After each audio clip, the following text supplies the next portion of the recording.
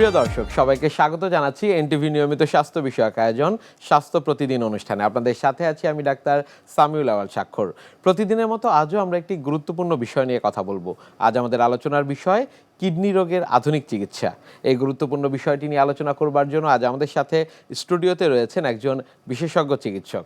চলুন দর্শক, অনুষ্ঠানের শুরুতেই পরিচিত হয়ে আসি আমাদের আজকের অতিথির সাথে।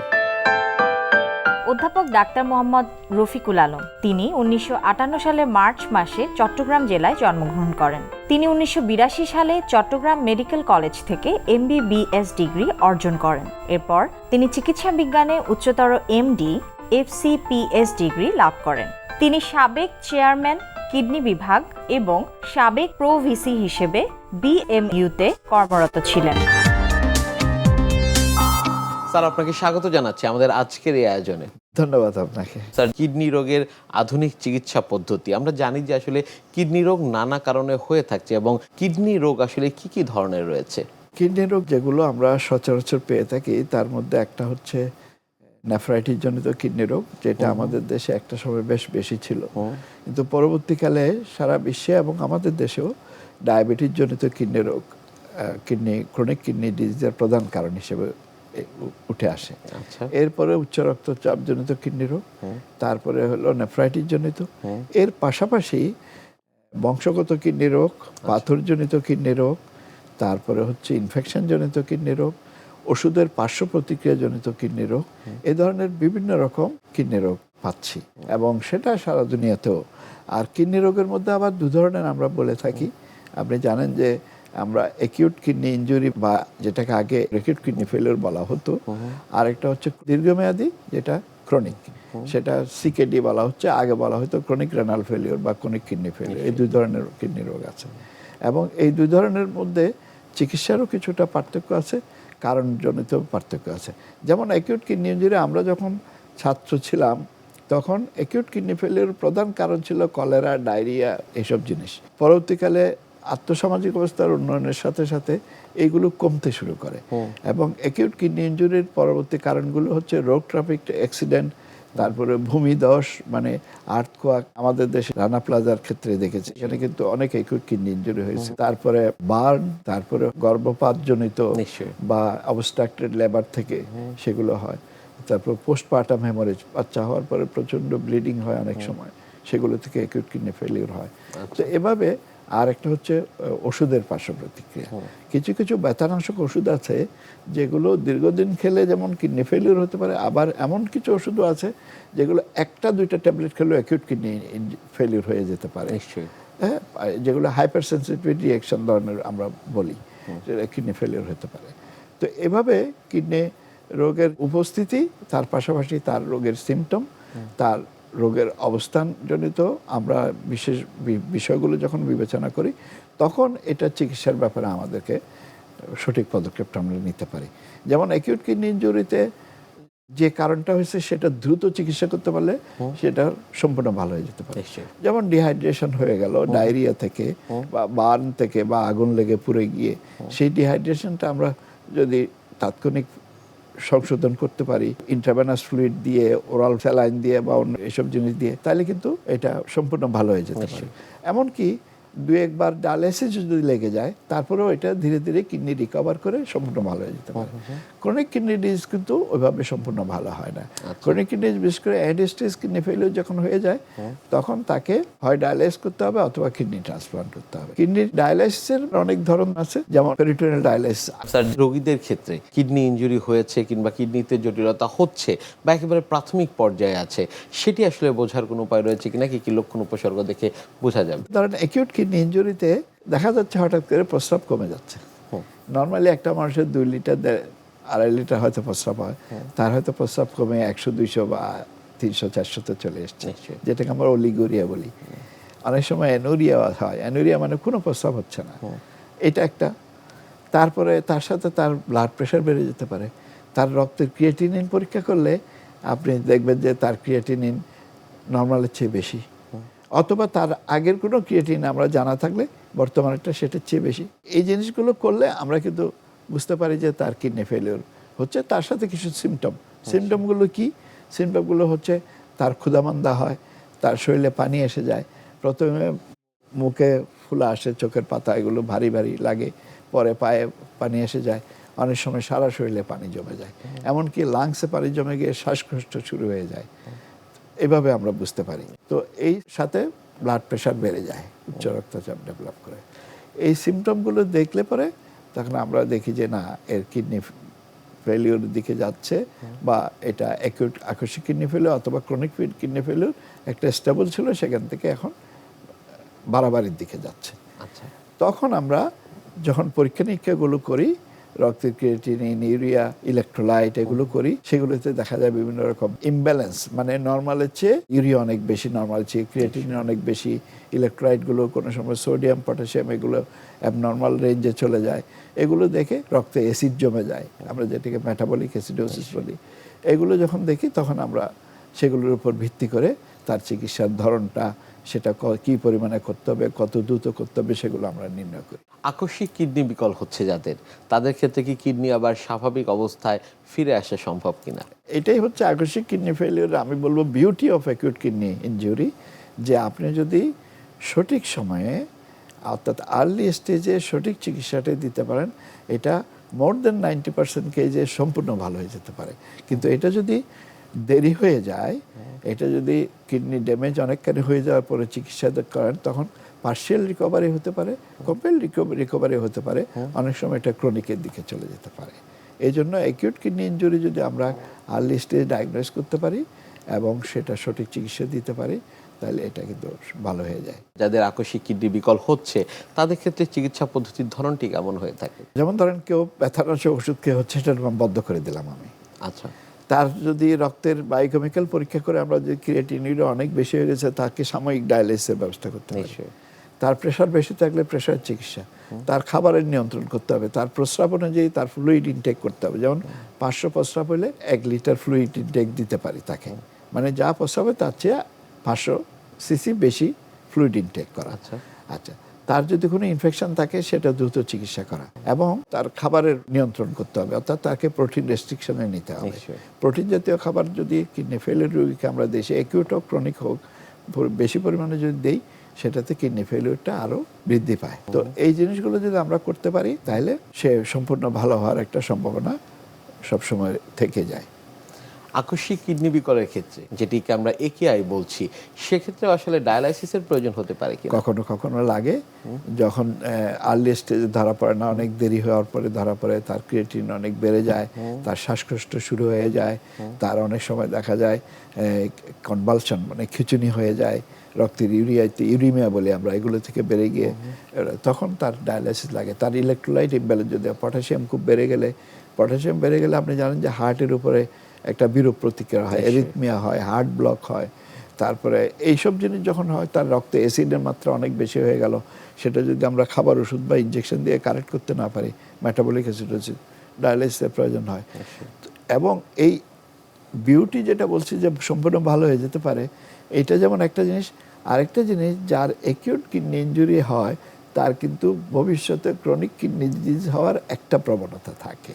আচ্ছা, যার যদি একাধিকবার অ্যাকিউট কিডনি ইনজুরি হলে তো বটেই, একবারও যদি হয় কারো অ্যাকিউট, কিন্তু ভবিষ্যতে সে যদি এবার রিকভার করেও, কিন্তু ভবিষ্যতে তার একটা প্রবণতা থাকে। সেজন্য তাকে এই ব্যাপারে সচেতন থাকা উচিত, যে তার একবার কিডনি ফেলিওর হয়েছিল, 2-1বার ডায়ালাইসিস লেগেছে, সে ভালো হয়ে গেছে, তার অর্থ এই নয় যে সারা জীবনের জন্য সে মাপ পেয়ে গেল। তাকে সচেতন থাকতে হবে। দীর্ঘমেয়াদী কিডনি রোগ যাদের হয়ে গেছে, সেটির পিছনে আসলে আকস্মিক কিডনি রোগ বা একেআই, সেটিকে দায়ী করা যায় কিনা? যাদের অ্যাকিউট কিডনি ইনজুরি হয়েছিল তাদের কিন্তু একটু প্রবণতা থাকে, কিন্তু নট অলওয়েজ। কখনো কখনো এটা দেখা যায় ইতিহাস নিতে গেলে, যে হ্যাঁ, তার আগে অ্যাকিউট কিডনি ইনজুরি হয়েছিল, মাঝখানে সে অনেক বছর ভালো ছিল, এখন তার কোনো কিডনি ডিজিজ হচ্ছে হিসাবে ধরা পড়েছে। এখানে আপনি যে আধুনিক চিকিৎসার কথা বললেন, আধুনিক চিকিৎসা বলতে কিন্তু সেই প্রথাগত চিকিৎসায় আছে এখনো, যেটা ডায়ালাইসিস বিভিন্ন প্রকারভেদ আছে, সেগুলো আমরা বলবো। হোম ডায়ালিসিস আছে, সিএপিডি আছে, বাসায় বসে মেশিনের ডায়ালিসিস, হিমোডায়ালিসিস এগুলো করা যায়, স্লেট করা যায়, সিআরআরটি করা যায়, ক্রিটিক্যাল কেয়ার, ইন্টেনসিভ কেয়ার। কিন্তু আজকাল আধুনিক চিকিৎসার নামে কেউ কেউ বলছে স্টেম সেল থেরাপি করলে কিডনি ক্রনিক কিডনি ডিজিজে এখন পর্যন্ত স্টেম সেল থেরাপিকে গ্রহণ করা হয়নি। অন্য কিছু কিছু রোগে ডিজেনারেটিভ ডিজিজে স্টেম সেল থেরাপি এখন প্র্যাকটিস হচ্ছে বিভিন্ন দেশে। আমেরিকাতে এফডিএ, যেটা কনজারভেটিভ একটা রেগুলেটরি সংস্থা, এটা এফডিএ ওয়ার্নিং জারি করেছে যে ক্রনিক কিডনি ডিজিজে কেউ স্টেম সেল থেরাপি যদি দেয় বা দিতে চায়, এটা পানিশেবল। আচ্ছা। এবং সেটা জরিমানা, জেল দুটোরই প্রভিশন আছে। এটা আমাদের দেশে ইদানিং আমরা শুনতে পাচ্ছি, রোগীদের কাছে জানতে পারছি তাদের কেউ কেউ প্রতারিত করতে।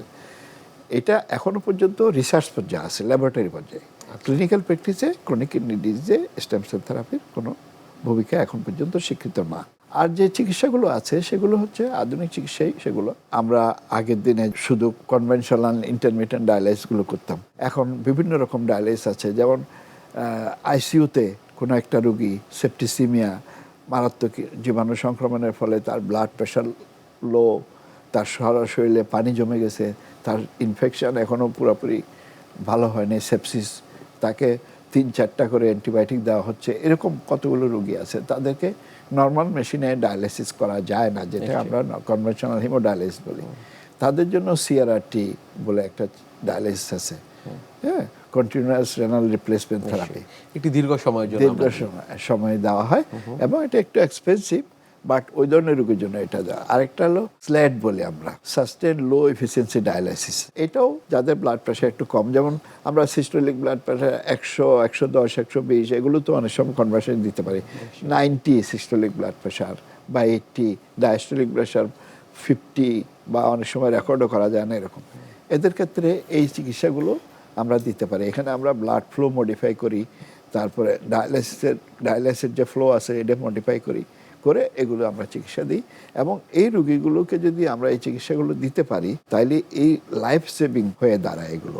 আধুনিক চিকিৎসা পদ্ধতির ফলাফলটি আসলে কেমন আপনারা দেখছেন সেটি নিয়েও আপনার কাছ থেকে জানবো। তবে তার আগে আমাদের এই অনুষ্ঠানে একটি নিয়মিত সেগমেন্ট হচ্ছে বিভিন্ন খাদ্যের পুষ্টি গুণাগুণ সম্পর্কে আমাদের দর্শকদের জানিয়ে দেয়া। প্রিয় দর্শক, দেখছেন স্বাস্থ্য প্রতিদিন। কথা হচ্ছিল খুব গুরুত্বপূর্ণ একটি বিষয় নিয়ে। অনুষ্ঠানে এ পর্যায়ে দেখে নেব বিভিন্ন খাদ্যের পুষ্টি গুণাগুণ সম্পর্কে আমাদের পুষ্টিবিদের কাছ থেকে। একজন কিডনি রোগীর ঠিক কী কী ধরনের খাবার খাওয়া উচিত এবং কোন ধরনের খাবার বর্জন করা উচিত। আসলে এমন অনেক রোগী আছেন যাদের কিনা সিকেডি আছে এবং এস ক্রিয়েটিনাইন অর্থাৎ সিরাম ক্রিয়েটিনাইনের লেভেলটা বেশি থাকে। তো সেক্ষেত্রে যদি কারোর ব্লাডে সিরাম ক্রিয়েটিনাইনের লেভেল বেশি থাকে, সেক্ষেত্রে তাকে বেশ কিছু খাবার আছে অবশ্যই অ্যাভয়েড করতে হবে এবং এর পাশাপাশি একটা হেলদি ডায়েট চার্ট ফলো করতে হবে। প্রথমত ডাল এবং বিভিন্ন সবজি যেগুলোর মধ্যে বীজ আছে, শসা, টমেটো থেকে শুরু করে কলা, অনেক ধরনের খাবার আছে যেগুলো কিনা অ্যাভয়েড করতে হবে এবং বাদাম একদমই খাওয়া যাবে না এবং অতিরিক্ত অ্যান্টিঅক্সিডেন্ট যুক্ত খাবার খাওয়া যাবে না, এতে করে কিডনির উপর এফেক্ট করবে। এবং আরও বড় বিষয় হলো যে অনেকেই আছেন যে বুঝতে পারেন না যে এই সময় ঠিক কী ধরনের খাবার খাওয়া উচিত। আপনি নর্মালি অন্যান্য মানুষ যা খাচ্ছে, একজন সুস্থ মানুষ যা খায়, আপনিও সেই ধরনের খাবারই খেতে পারবেন।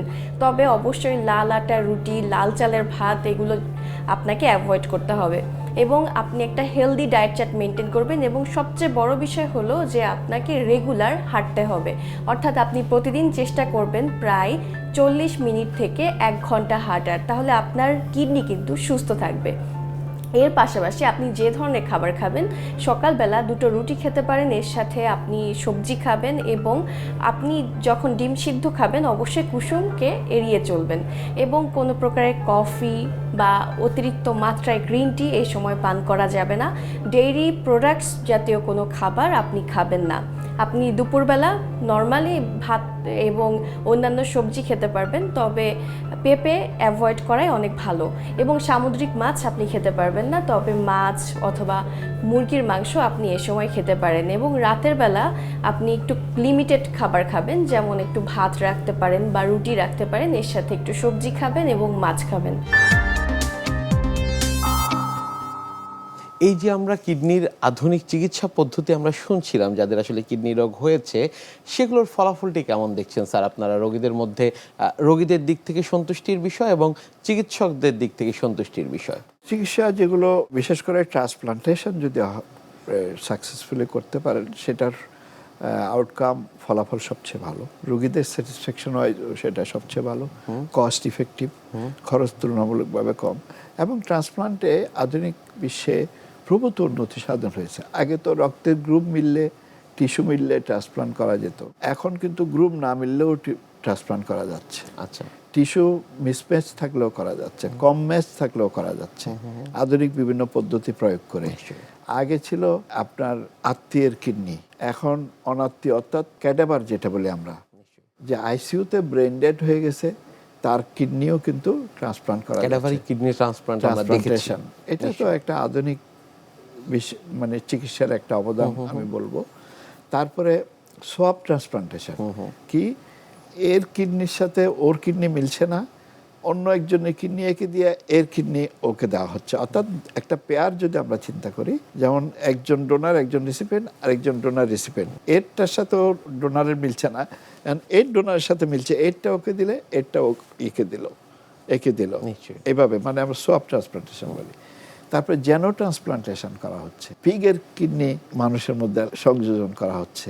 এইভাবে আপনার ট্রান্সপ্লান্টেশনে এবং ডায়ালাইসিসে প্রভূত উন্নতি সাধন হচ্ছে। ডায়ালাইসিসে আপনি যদি ভালো ডায়ালাইসিস করতে পারেন, ভালো ডায়ালাইসিস বলতে কি? ভালো ডায়ালাইসিস বলতে হলো যে মানুষটা ডায়ালাইসিস করছে তার ব্লাড প্রেশার কন্ট্রোলের জন্য মিনিমাম ওষুধ লাগবে অথবা কোনো ওষুধ লাগবে না, শুধু ডায়ালাইসিসের মাধ্যমে তার প্রেশারও কন্ট্রোল হয়ে যাবে, অথবা অল্প কিছু ওষুধ লাগবে। ডায়ালাইসিসের পরে তার লাইফ স্টাইল, তার খাওয়া দাওয়া, তার সেলফ কেয়ার সব কিছু সে ভালো থাকবে, নর্মালের মতো থাকবে। সেই ধরনের ক্ষেত্রে রোগীদের স্যাটিসফ্যাকশন বা ফিডব্যাক ডেফিনেটলি ভালো। তবে ডায়ালিসিসের চেয়ে কিডনিতে ট্রান্সপ্লান্টেশনে ফিডব্যাক বেটার। অনেক ধন্যবাদ স্যার আপনাকে আমাদের আজকের এই অনুষ্ঠানে আসার জন্য। ধন্যবাদ আপনাকে এবং আপনার মাধ্যমে আমাদের দর্শক শ্রোতাদেরকে ধন্যবাদ এবং কৃতজ্ঞতা জানাচ্ছি। প্রিয় দর্শক, এতক্ষণ দেখছিলেন স্বাস্থ্য প্রতিদিন। কথা হচ্ছিল খুব গুরুত্বপূর্ণ একটি বিষয়, কিডনি রোগের আধুনিক চিকিৎসা পদ্ধতি নিয়ে। আশা করি আমাদের এই গুরুত্বপূর্ণ তথ্যগুলো আপনাদের অনেক বেশি উপকারে আসবে। অনুষ্ঠানের পর্যায়ে দেখে নেব কি থাকছে আগামী পর্বে স্বাস্থ্য প্রতিদিন অনুষ্ঠানে। প্রথমেই হলো যে স্কিন কেয়ারের মধ্যে স্কিন ক্লিনিং এক নাম্বার, তো সেটা তো আমরা সারা বছরই করব। তো শীতকালে সবচেয়ে বেশি হচ্ছে ময়শ্চারাইজারটা মেনটেন করা। মানে স্কিন কেয়ারে তো কিছু ধাপ আছে, ধাপের মধ্যে 1 নাম্বার বলবো আমি ক্লিনিং, 2 নাম্বার বলবো আমি ময়শ্চারাইজার, 3 নাম্বার বলবো আমি যে সান প্রোটেকশন। এই 3 নাম্বারের মধ্যে শীতকালে সবচেয়ে বেশি জরুরি হচ্ছে ময়শ্চারাইজারটা মেনটেন করা। কারণ শীতকালে বাতাসে তো যে আমরা জানি যে আর্দ্রতাটা একটু কম থাকে, লো হিউমিডিটি থাকে। তারপর যেটা হয় যে আমরা একটু গরম পানি ইউজ করি সবাই তখন, এবং রুম হিটার ইউজ করি অনেকে। তো এইসবের প্রভাবে যেটা হয় যে স্কিন থেকে আরও বেশি বেশি করে স্কিনের ময়শ্চারাইজারটা লস হয়। তো যেহেতু এটা প্রবলেম হয়, তো আমাদের শীতকালে স্পেশালি মেনটেন করা দরকার ময়শ্চারাইজার, মানে আমার স্কিন টাইপ অনুযায়ী। বিশ্বের যে কোনো প্রান্ত থেকে যে কোনো সময় আপনাদের পছন্দের অনুষ্ঠান স্বাস্থ্য প্রতিদিন দেখতে ভিজিট করুন আমাদের পূর্ণাঙ্গ ওয়েব পোর্টাল www.ntvbd.com। এছাড়া এনটিভির সব জনপ্রিয় অনুষ্ঠান ও খবরের আপডেট পেতে ভিজিট করুন আমাদের ইউটিউব চ্যানেল ও ভেরিফাইড ফেসবুক পেজে। আজ এখানেই শেষ করছি, আগামীতে আবারও দেখা হবে। সে পর্যন্ত আপনারা সবাই ভালো থাকুন, সুস্থ থাকুন, এনটিভির সাথেই থাকুন।